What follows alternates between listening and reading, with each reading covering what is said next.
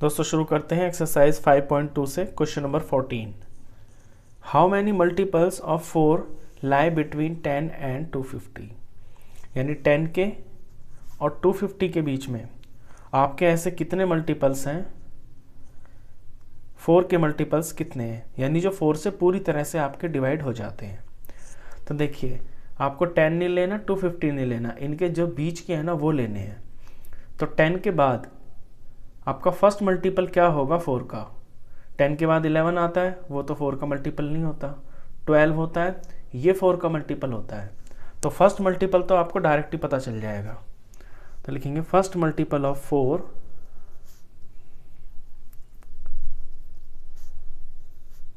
Is 12।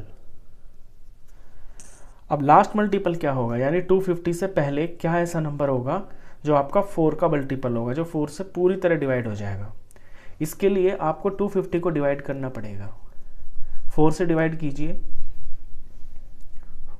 4 6 jar 24, 1 और ये 0, ये 4 2 जार 8 पे चला गया, रिमाइंडर आ गया 2। यानी ये जो 2 है ना, ये आपके 250 में एक्स्ट्रा है। अगर इस 2 को माइनस कर दें तो जो नंबर आएगा वो आपका 4 का मल्टीपल होगा। तो वो क्या आएगा, 250 में से 2 को माइनस कर देते हैं तो 248। तो 248 आपका लास्ट मल्टीपल होगा जो 250 से पहले आएगा। तो लिखेंगे लास्ट मल्टीपल ऑफ 4 248। तो देयरफॉर AP, तो फिर आपकी AP क्या बनेगी, देखिए 12 से शुरू होगा आपका AP। 12 के बाद नेक्स्ट फैक्टर आएगा इसका, 4 का मल्टीपल आपका 16, फिर आपका 20 एंड सो ऑन, और लास्ट में आपका 248 है। अब 248 कौन सी प्लेस पे है, यानी कि n, इसका n कितना है। अगर ये हमें पता चल जाए तो ये पता चल जाएगा कि इस AP के अंदर आपके टोटल टर्म्स कितने हैं। अब टोटल टर्म्स पता चल जाएंगे तो ये भी पता चल जाएगा कि 4 के मल्टीपल्स कितने हैं। तो सिंपली इसके अंदर आपको n निकालना है और हम 248 को मान लेंगे an। n निकालने के लिए यही करते हैं कि जो हमें नंबर दिया होता है उसे an मान लेते हैं। तो an मान लेते हैं हम 248 को। an होता है आपका a प्लस n-1 और d is equal to 248। a होगा आपका AP का फर्स्ट नंबर यानी कि 12 प्लस n तो निकालना ही है n-1, और d कितना हो जाएगा, d इसमें आपका 4 हो जाएगा, क्योंकि 16 में से 12 माइनस करेंगे तो 4 आएगा, और 4 का इसमें डिफरेंस चल रहा है आपका। आप ऐसे लिख के भी दिखा दीजिए 16 माइनस 12, यानी कि d इसमें आपका 4 है। 4 को यहाँ मल्टीप्लाई में इज इक्वल टू 248। अब पहले इस 12 को इधर से मूव करेंगे तो यहाँ आपका n-1 इंटू 4 रह जाएगा, और 248 के पास ये 12 माइनस में चला जाएगा, माइनस होके ये आपका आ गया 236। तो n-1 इंटू 4 की वैल्यू 236। अब 4 को यहाँ से मूव करेंगे तो ये मल्टीप्लाई में है ना, तो इधर आके आपका डिवाइड में आ जाएगा। तो 236 डिवाइडेड बाय 4, ये आपके n-1 की वैल्यू। इसे डिवाइड करेंगे, इसे डिवाइड करते हैं, 236 डिवाइडेड बाय 4,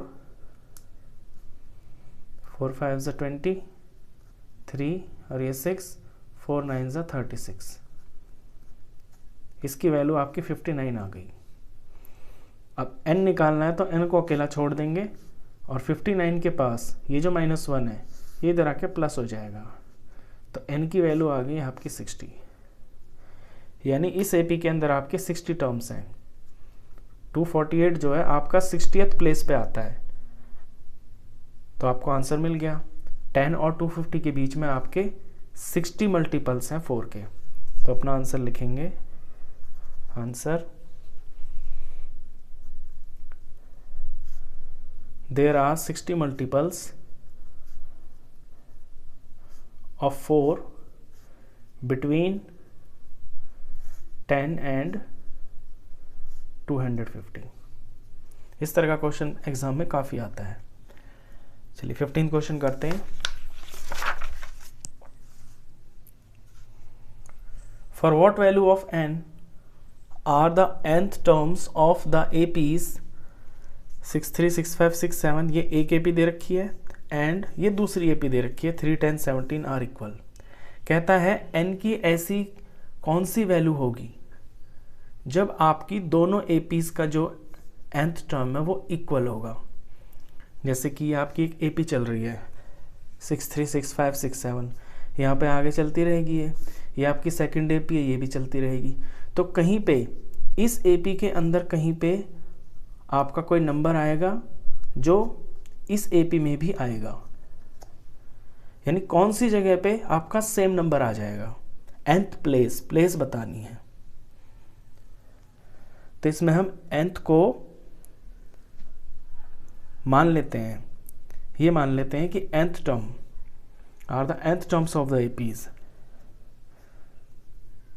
तो nth टर्म विल इक्वल, अगर nth टर्म इक्वल होगी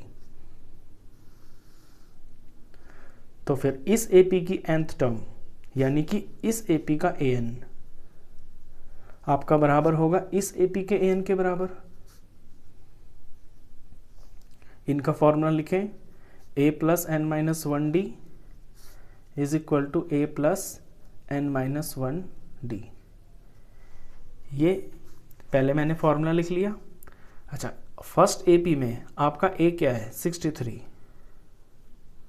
इसे मैं यहाँ लेट भी लिख सकता हूँ, लेकिन लेट मैंने इसलिए छोड़ दिया लिखना यहाँ पे क्योंकि यहाँ nth टर्म पूछा है। तो nth term will be equal. अब nth टर्म जब इक्वल होगी दोनों AP की, यानी दोनों APO का an is equal to an मैंने बराबर ले लिया। तो लेट की आपको ज़रूरत नहीं है इसमें।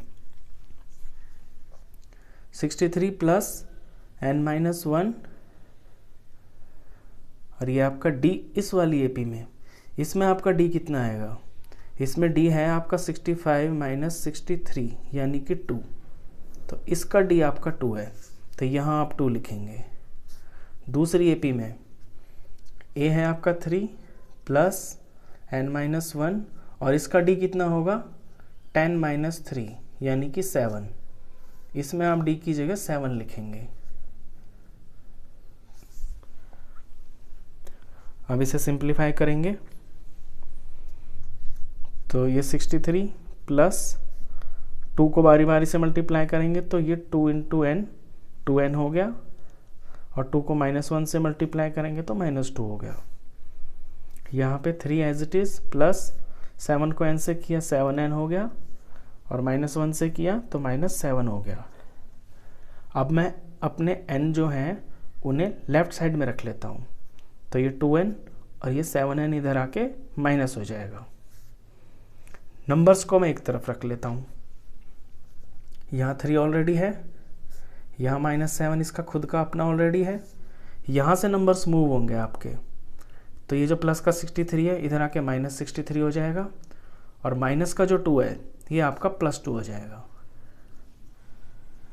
तो n और n, ये वाले जो n है आपके 2n में से 7n गया तो माइनस का 5n आ गया।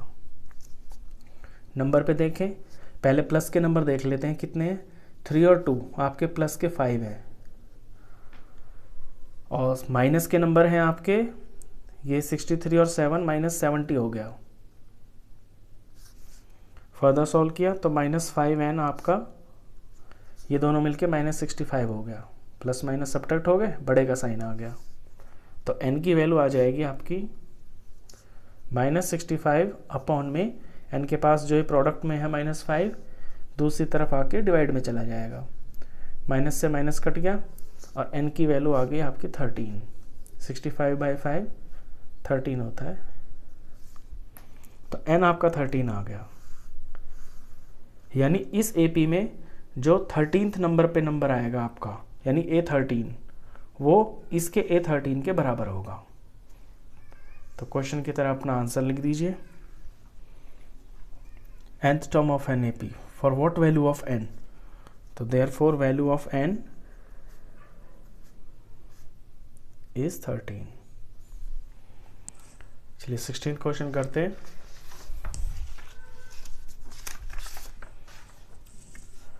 क्वेश्चन 16 में कहता है determine the AP whose third term is 16। Third term दे रखी है आपको 16, यानी कि A3 is equal to 16, and the seventh term exceed the fifth term by 12, और उसकी जो सेवंथ टर्म है ना वो फिफ्थ टर्म से 12 ज़्यादा है। ऐसे A3 आपको 16 दिया हुआ है और सेवंथ टर्म यानी A7 is equal to fifth term से 12 ज़्यादा। तो फिफ्थ टर्म में जब 12 प्लस करेंगे तब जाके ये A7 के बराबर बनेगी। ये दो इन्फॉर्मेशन आपको दे रखी हैं। आपको निकालना है AP, यानी AP बनाना है, और AP बनाने के लिए आपको अपना A चाहिए और आपको D चाहिए। तो देखिए A3 से आप क्या लिख सकते हैं, A3 से आप लिख सकते हैं A plus 2D। A3 A plus 2D के बराबर होता है ना, तो ये हो गया आपका 16 के बराबर। इसे मान लें आप इक्वेशन नंबर 1। अब A7 is equal to A5 plus 12, इसे सॉल्व करते हैं। A7 is equal to A5 plus 12, और A7 को लिख सकते हैं A plus 6D is equal to में A5 को लिखते हैं A प्लस 4D और आगे प्लस 12। अब बीच में इक्वेशन है आपका इज इक्वल टू का निशान, और दोनों तरफ A सेम है, तो A से तो A कट गया आपका, और D को मैं एक तरफ ले लेता हूँ, यहाँ 6D, और ये जो 4D है ये इधर आ जाएगा minus 4D is equal to इधर 12 बच गया। इधर आपका 2D आ गया, 2D इज इक्वल टू 12, तो D की वैल्यू आ गई आपकी 12/2, यानी D आ गया आपका 6। अब D तो आ गया, A और चाहिए आपको। A कैसे मिलेगा, अपने D की वैल्यू को आप इक्वेशन 1 में पुट कर दीजिए। तो लैंग्वेज लिखेंगे putting value of D in equation 1। ये आपकी इक्वेशन 1 है, A प्लस 2D, D की जगह लिखना है 6 इज इक्वल टू में ये 16 के बराबर है। तो A प्लस 6 2 ज़ा 12 इज इक्वल टू 16। तो A की वैल्यू आ गई आपकी 16, ये इधर जाके माइनस हो जाएगा 12, यानी A आ गया आपका 4। तो A आपको मिल गया, D आपको मिल गया। अब आपको AP बनानी है। तो AP बनाने के लिए आपका क्या होता है, फर्स्ट टर्म यानी A1, आपको A1 निकालनी है, वो आपका 4 है। आपको A2 निकालनी है, A2 हो जाएगी आपकी A प्लस 1D, यानी कि 4 प्लस और 1 इंटू 6, ये हो गया 4 प्लस 6 1 ज़ा 6, ये हो गया 10। एक और निकाल देते हैं A3, A प्लस 2D, यानी 4 प्लस 2 इंटू 6, 6 2 ज़ा 12, 12 और 4 16। तो देयरफॉर AP होगी आपकी 4 10 16 एंड सो ऑन। इस तरह से आपकी ये AP बन जाएगी। चलिए 17th क्वेश्चन करते हैं इसका।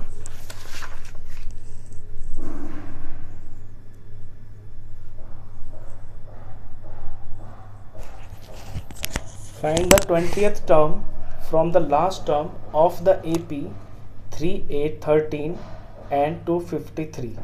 आप बताइए ये टर्म आपकी कैसे निकलेगी, 20th टर्म कैसे निकलेगी, कुछ दिमाग लगाइए इसमें।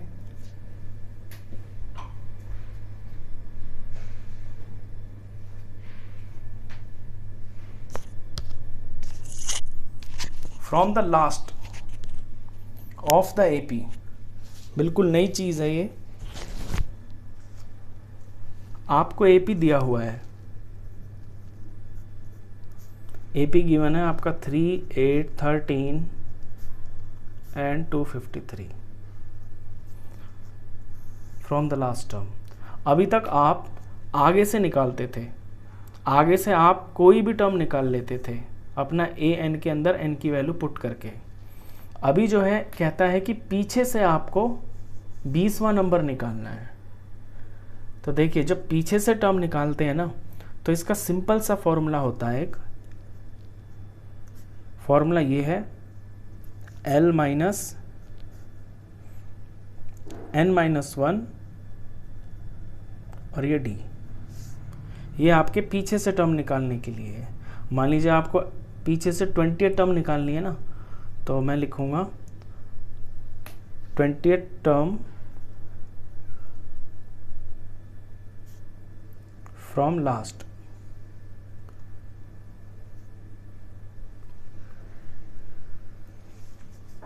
अब ये फॉर्मूला क्यों आता है ये भी मैं आपको बताता हूँ। देखिए अपनी एपी पे आप ध्यान दीजिए, एपी है आपकी 3, 8, 13 और इस तरह से ये 253। तो 253 यहाँ पे है और इनके बीच में आपका 5 का गैप चल रहा है। तो इससे पहली जो टर्म होगी आपकी वो इससे 5 कम होगी, यानी वो होगी आपकी 198। और इससे पहली वो आपकी 5 कम होगी, यानी वो आपकी 193 होगी। तो अगर मैं इसे एपी मान लेता हूँ और मैं एज्यूम कर लेता हूँ कि मेरी एपी 253 से शुरू हो रही है, तो 253 मेरा ए हो गया, ये मेरा प्लस हो गया और ये मेरा n-1 हो गया। और डी मेरा कितना हो जाएगा, इसके लिए डी कितना हो जाएगा, इसके लिए डी हो जाएगा मेरा माइनस। मतलब जो यहाँ था अगर एपी सीधी थी तो डी मेरा पॉजिटिव है, यानी कि बड़ा नंबर आगे है ना, छोटा पहले है तो डी मेरा पॉजिटिव है। लेकिन अगर मैं उल्टा एपी चला रहा हूँ तो डी फिर मेरा माइनस में आ गया। तो पीछे से जब चलाते हैं तो आपका डी माइनस हो जाता है। तो ए और माइनस और प्लस मिलके आपका माइनस हो गया और ये आपका n-1 और फिर ये डी कीजिएगा डी। तो इससे ये सिंपल आपका ये फॉर्मूला आया है।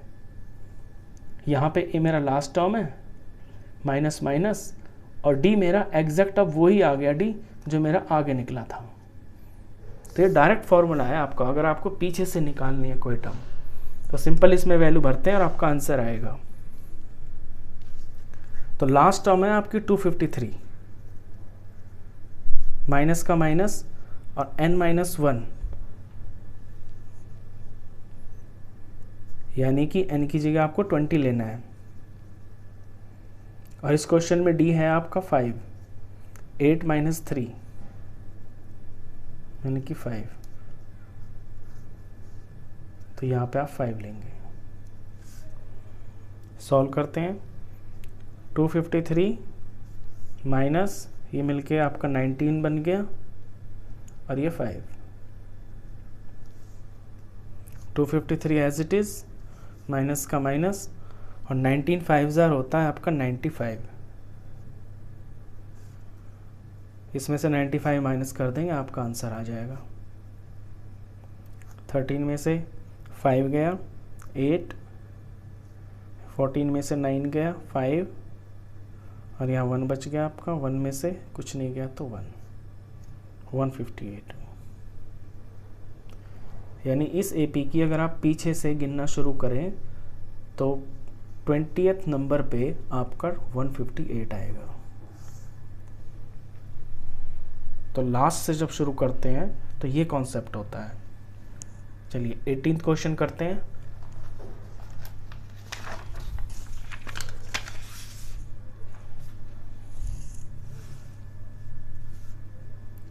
The sum of the 4th and 8th terms of an AP is 24। किसी AP का 4th और 8th टर्म का जो सम है वो 24 है। And the sum of the 6th and 10th term, और उसी AP का 6th और 10th टर्म का जो सम है वो 44 है। तो find the first 3 terms of the AP। तो उस AP की आपको पहले 3 टर्म्स निकालने हैं। अपनी इंफॉर्मेशन पे ध्यान दीजिए। A4 और A8 आपको दिया हुआ है और उनका सम दे रखा है, यानी कि ये है आपको गिवन A4 प्लस A8, इनका जो सम है वो 24 गिवन है। दूसरी इंफॉर्मेशन आपको दे रखी है A6 प्लस A10, इसका सम आपको 44 गिवन है। अब यहाँ से आपकी दो इक्वेशंस बनेंगी।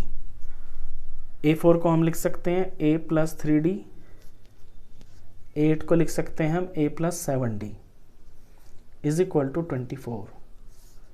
A और A आपका 2A हो गया और 3D और 7D आपका 10D हो गया इज इक्वल टू 24। देखिए इस इक्वेशन में आपको दिख रहा होगा कि 2 कॉमन है दोनों तरफ, तो मैं इसे छोटा कर लेता हूँ इक्वेशन को, dividing by 2 on both sides. तो इसे 2 से डिवाइड करेंगे तो A आ गया, इसे करेंगे तो आपका 5 आ गया, ये 5D हो गया और ये आपका 12 हो गया। ये मेरी नंबर 1 इक्वेशन बन गई। ऐसे ही सेम टू सेम यहाँ से एक इक्वेशन बनेगी। A6 को लिखते हैं A प्लस 5D, A10 को लिखते हैं A प्लस 9D और ये आपका 44 के बराबर। A और A आपके 2A हो गए, 5D और 9D 14D हो गया इज इक्वल टू 44।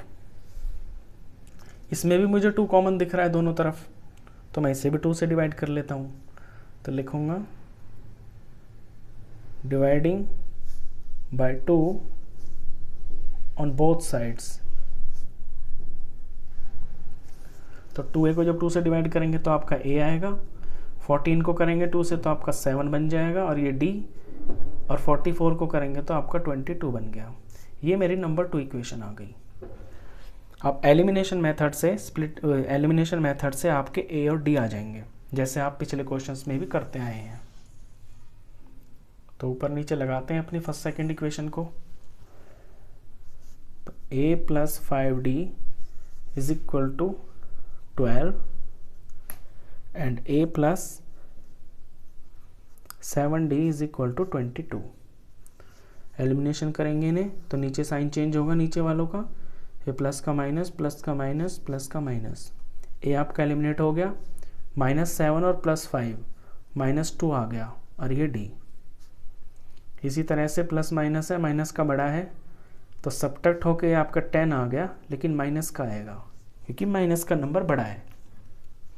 तो D की वैल्यू आ गई आपकी -10 अपॉन में ये जो -2 है यहाँ मल्टीप्लाई में डिवाइड में आ गया। तो D फाइनल आ गया आपका, ये इनसे कट गया माइनस से माइनस, D आपका 5 आ गया। अब D आ गया, अब आपको A भी निकालना है।